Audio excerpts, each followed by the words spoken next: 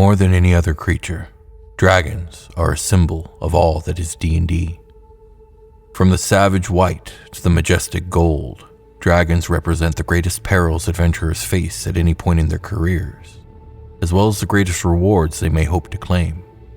From the tiny wormling at the bottom of an adventurer's very first dungeon, to the colossal great worm they meet at the height of their career, dragons are the ultimate climactic encounter. Dragons are creatures of myth, often described as the first sentient race to appear on a world, with lifespans that stretch over hundreds of years. They symbolize the world itself and embody its history, and the oldest dragons are repositories of vast knowledge and ancient secrets. They are sages and oracles, fonts of wisdom and prophets of things to come. Their very appearance can be an omen of good or ill fortune. Perhaps most importantly, dragons are a reminder that D&D takes place in a world of fantasy, wonder, and magic, a world far from mundane in every way. Any attempt to describe them as little more than glorified lizards with wings and breath weapons is a disservice not only to dragons, but to the fantasy universe itself and the wealth of legends, myths, and heroic stories that place dragons in such an iconic position. Dragons are, by their very nature, epic forces in the world. Their actions, their schemes, even their dreams are felt throughout the world. From a wormling raiding herds of sheep to the mighty Ashardalon feasting on pre-incarnate souls, dragons do things that matter, whether on a small local scale or in the cosmic big picture. They are the embodiment of fantasy itself, and yet, even they have gods. Often considered the oldest of pantheons of gods across the D&D multiverse, the Draconic deities are all children of Io, the ninefold dragon who encompasses all the opposites and extremes of dragonkind. And amongst the most powerful and highest esteemed of his children is Tiamat, the Dragon Queen, the chief deity of evil dragonkind. She is the evil goddess of wealth, greed, and envy. She is the patron of chromatic dragons, and those whose lust for wealth overrides any other goal or concern. She dwells on Avernus, the first layer of the 9 hells, but her envious eyes are ever drawn to the worlds of the material plane. I am William Stark. I am Omar Timsaw. And this is D&D Legends and Lore.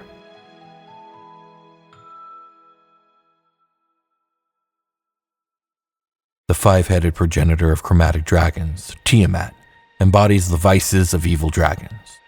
Mortals who hunger for power and wealth often swear fealty to Tiamat in pursuit of those goals. Many of her followers have attempted to break her out of Avernus and failed, but even while she remains in the 9 hells, Tiamat can send her aspect to manifest in the material plane. A follower with enough power and anger, and with a horde worthy of ancient dragons, can sacrifice it all to unleash the wrath of the Dragon Queen on the entire world. Her story is a topic of art, myth, and legend throughout the cosmos. A nightmarish synthesis of hatred, rage, and draconic might is embodied in the huge form of a 5-headed dragon, each the shape and hue of a different chromatic dragon. Each head might speak separately and have different mannerisms, but they are all Tiamat.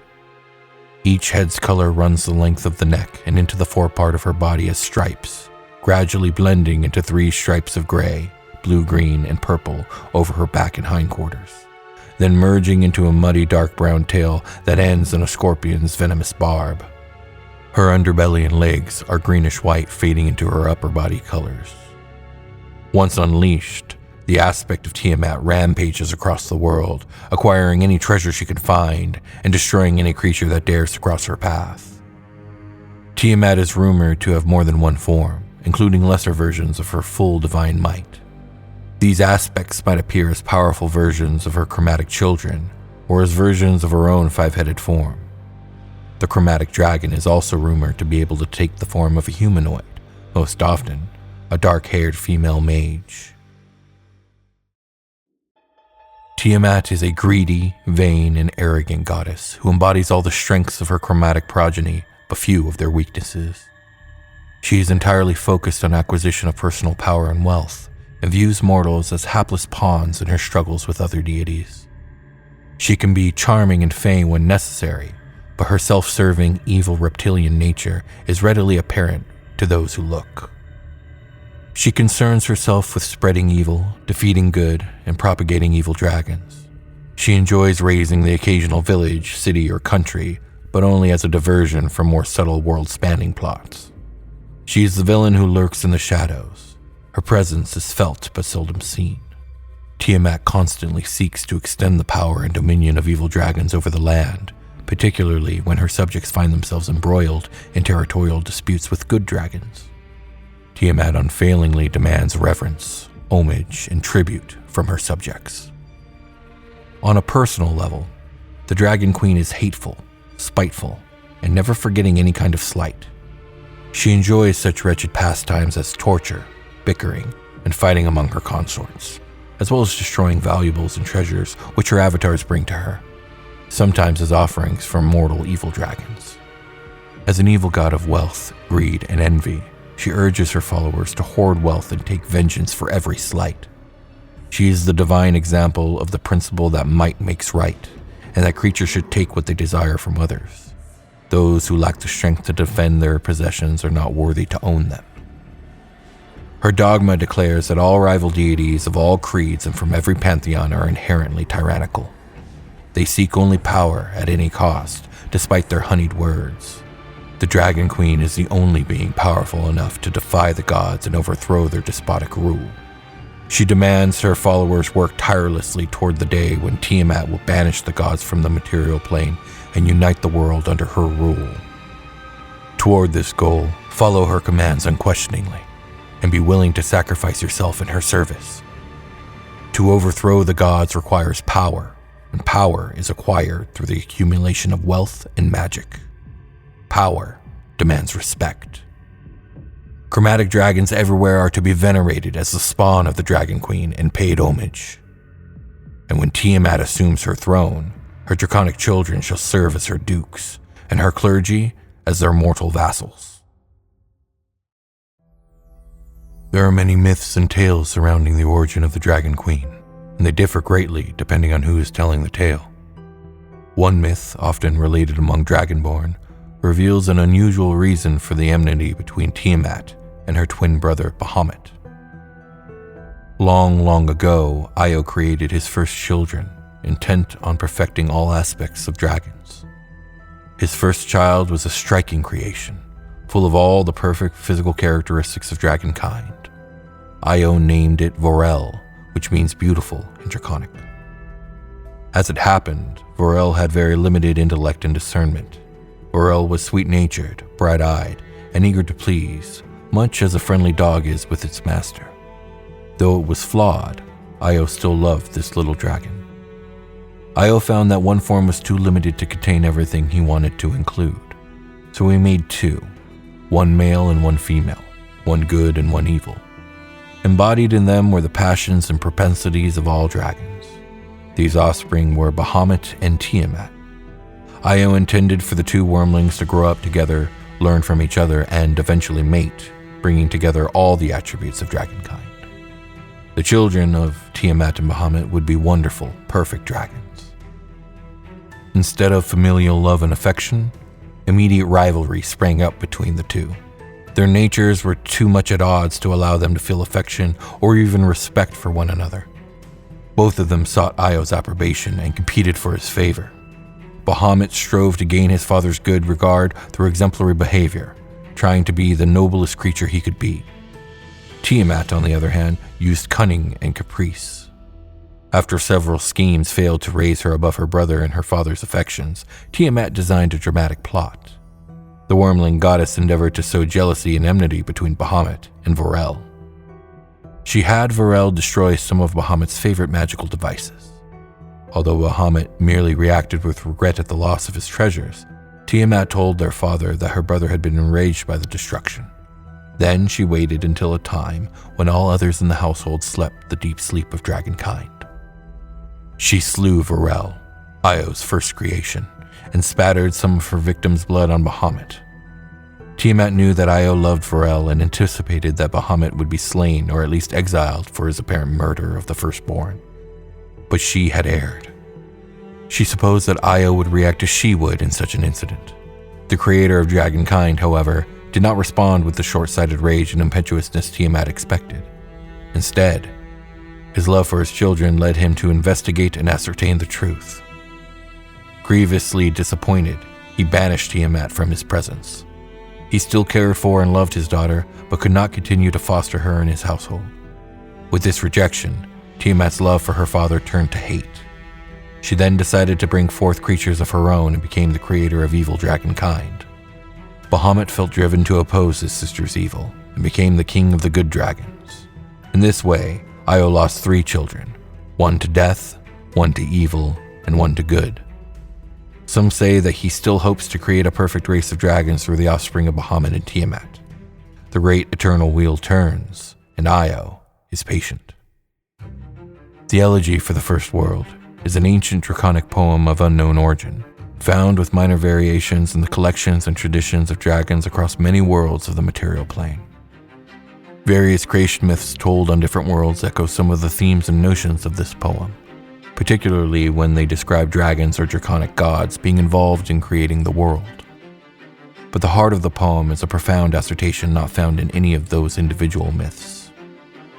The Elegy suggests that before the myriad worlds of the material plane came into being, before Earth and Toril and Eberron and Kryn existed, the primordial dragons Bahamut and Tiamat worked together to create the material plane in the form of a single first world. All the worlds that now constitute the plane are, in the words of the poem, seedling realities formed when the first world was sundered in some unexplained catastrophe. The story told in Elegy for the First World suggests a number of truths regarding the nature of dragons. First, it portrays the 10 varieties of metallic and chromatic dragons as the first inhabitants of the material plane. Dragons were made to populate the first world before any other worlds came into being, but they were supplanted by the teeming peoples that the gods of the outer planes brought to inhabit that world.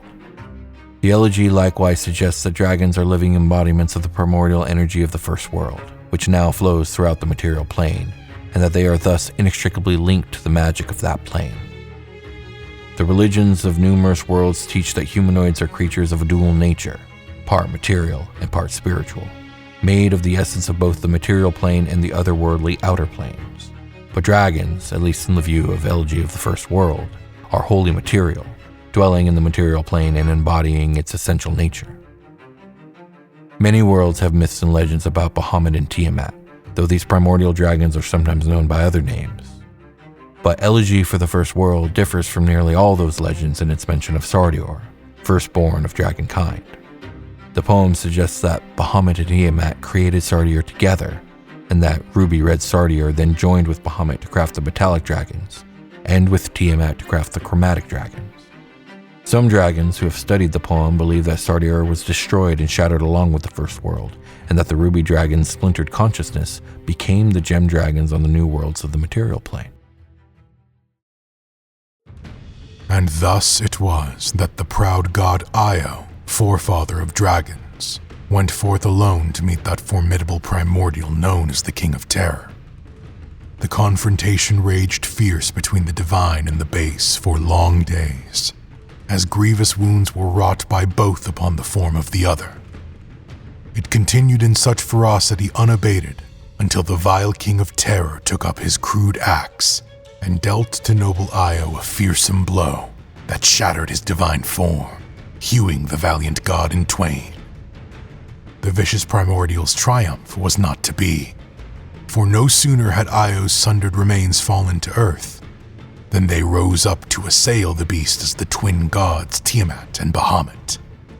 Their sudden assault saw the King of Terror torn asunder in a righteous fury. Yet in their triumph, the victorious deities fell upon each other. 2 imperfect forms for a single essence. The pair are ever drawn together, locked in eternal hatred, as that which they are seeks unachievable consolidation. This excerpt is from another tale of Tiamat and her brother deity's origins. In this one, it is said that during the wars between the primordials and the gods that followed the world's creation, the primordial known as the King of Terror attacked and slew Io and the dragons defending Io. According to one account, The dragon deities Tiamat and Bahamut rose from the two halves of Io's corpse. Another legend claims that Tiamat and Bahamut were among Io's eldest creations and received their father's divine spark upon his death. Io's remaining children found their position less secure than they had believed it to be. Forced to adapt to a changing world, they chose diverse philosophies and lifestyles to reflect their individual natures. A number of surviving dragons chose to follow Bahamut, called the Platinum Dragon, and they became the first metallic dragons. Over the ages, as Bahamut upheld justice, opposed evil, and liberated the oppressed, creatures other than dragons came to honor him as a deity of justice, protection, nobility, and honor. In the fullness of time, he has become better known for those attributes than for his association with metallic dragons. Today, all metallic dragons revere Bahamut as their originator, but not all of them worship him. The remainder of Io's surviving dragon children threw in their lot with Tiamat, whose hatred of the world that killed her father colored her every deed and attracted dragons given to rapacity and suspicion, the chromatics. Chromatic dragons have become the best-known dragon family thanks to their often antagonistic relationship with humanoids. Since time immemorial, Tiamat has dwelled in the 9 hells, some say by choice. But others claim that she is imprisoned there to punish her for the evils she perpetrated when the gods sought to colonize the first world with their followers. Avernus is a rocky wasteland with rivers of blood and clouds of biting flies. Fiery comets occasionally fall from the darkened sky and leave fuming impact craters behind. Empty battlefields are littered with weapons and bones, showing where the legions of the 9 hells met enemies on their native soil and prevailed. The realm of the Dragon Queen appears as a jagged, crown-shaped mountain redoubt. 5 watchtowers, each carved to resemble the head and neck of a watchful dragon, curve up and out from the main structure. Because the fortress's primary entrance is through its roof, it is accessible only to flying creatures, such as the Abishai and the fiendish dragons that populate Tiamat's realm. The secondary entrance is a cave in the sheer rock wall abutting the maggot pit. Like Beator's other divine realms, the fortress appears finite from the outside, but nearly infinite from within. Its upper floors resemble a sumptuously appointed royal castle, scaled to accommodate a dragon of colossal size. Beneath it are trackless miles of winding corridors and treasure caverns, and every coin in the fortress is guarded by a jealous, fiendish dragon. Non-dragon worshippers of Tiamat incarnate in her realm as wriggling soul forms upon death. Those she deems especially worthy are turned into Abishai after a token interval of unspeakable torment. Abishai, also known as scaly devils, are devils in the service of the queen of chromatic dragons, Tiamat. Their appearance is reminiscent of a devil with draconic features, clawed reptilians with large leathery bat-like wings. Their tails are prehensile, constantly whipping around their bodies and tipped with a hidden barb. And Abishai's eyes are slanted, and from their fanged, snapping jaws comes a raspy voice. Atop their visage are horns and frills reminiscent to those found on the heads of chromatic dragons. They come in 5 different colors: red, white, black, green, and blue. And the hierarchy between them is identical to the hierarchy between the 5 chromatic dragons, with white being the lowest and red being the highest. The mortal souls Tiamat deems unworthy are instead sold to eager devilish buyers in exchange for gold and gems. Even so, Tiamat has far more Abishai than she needs, so she permanently indentures platoons of them to various archdevils in return for cash payments. She has also sold the archdevils the secrets of Abishai physiology so that they can promote those who work for them according to their merit. Tiamat's avaricious disinterest in her devilish spawn reinforces both their servile need to please her and the arrogant bluster they display toward the rest of the Hell's minions as a compensation mechanism for their lowly status. Tiamat's relations with the devils that populate the Hells and stray into her realm at times is the subject of considerable speculation by sages. Traditionally, she has been seen as repulsing them and attacking them, but as the demons have made a breakthrough into the prime material plane as alternative gods for lizard men, gnolls, and others, it may be that the devils are trying to arrange some pact with her to enable them to plane shift and serve evil dragonkind. This does not seem to have come to fruition yet because of the excessive demands made by Tiamat, if it ever does, Woe be to the many worlds spinning in the ether. Once your eyes adjust to the stunning chaos of Tiamat's temple, you see that its interior is a single, cathedral-like space that towers overhead. 5 distinct vaults branch off the central gallery. Though the overwhelming color of the palace is a lifeless, ashen gray, each of the side vaults shimmers dimly blue, green, red, white, or black, the hues of evil dragons and their world-consuming queen. All evil dragons pay homage to Tiamat. Green and blue dragons acknowledge her sovereignty the most readily. Good dragons have a healthy respect for Tiamat, though they usually avoid mentioning her or even thinking about her. Tiamat accepts only evil clerics. Tiamat's clerics, like Tiamat herself, seek to place the world under the domination of evil dragons. Though most evil dragons honor Tiamat, few keep shrines dedicated to her in their lairs because they don't want Tiamat's greedy eyes gazing at their treasure hoards. Instead, they dedicate vast, gloomy caverns to their deity and keep them stocked with treasure and sacrifices. Tiamat claims not to need allies, though most believe she has bargains with many archdevils and lawful evil deities such as Hextor. Her enemies are numerous, including Heronius, Moradin, and of course, Bahamut. The goddess of evil dragons and of conquest, Tiamat claims some allegiance from every evil dragon.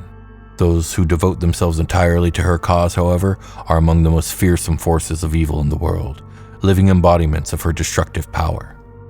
Unholy ravagers of Tiamat are dragon clerics that hope to attain a sliver of their deity's mighty power while aspiring to none of Tiamat's subtlety and sophistication.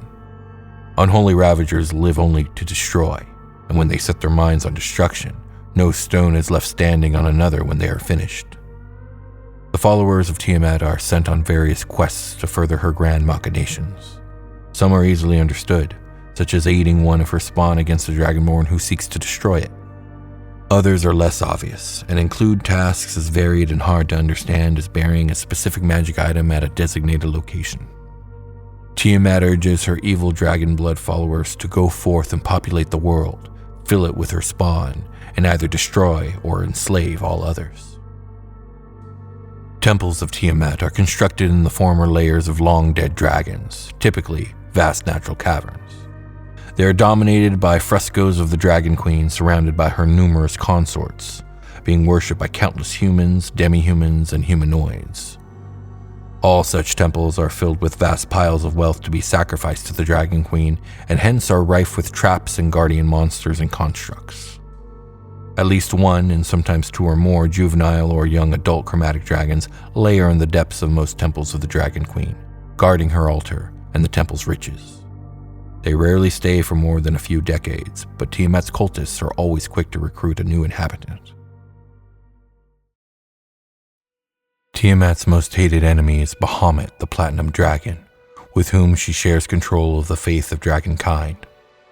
Tiamat is the antithesis of her brother, as both of them represent opposing values, and this enmity is reflected in the attitude of each deity's worshippers as well. The Dragon Queen is also at odds with the Null, the dragon god of death and undeath, for some slight loss to history. The god of the kobolds, Kurtlemak, is a servant deity to the Dragon Queen, and his followers venerate her as well as himself. Tiamat holds a special enmity for Asmodeus, who long ago stripped her of the rule of Avernus, and who continues to curb the Dragon Queen's power. Having once been an archfiend living on Avernus, Tiamat was loosely allied with the archfiend Bel and lent him many Abishai to fight in the Blood War. She resents Mammon, the archdevil of greed, for converting evil dragons away from her. Tiamat enjoys the company of consorts, powerful mortal dragons that distinguish themselves in one way or another.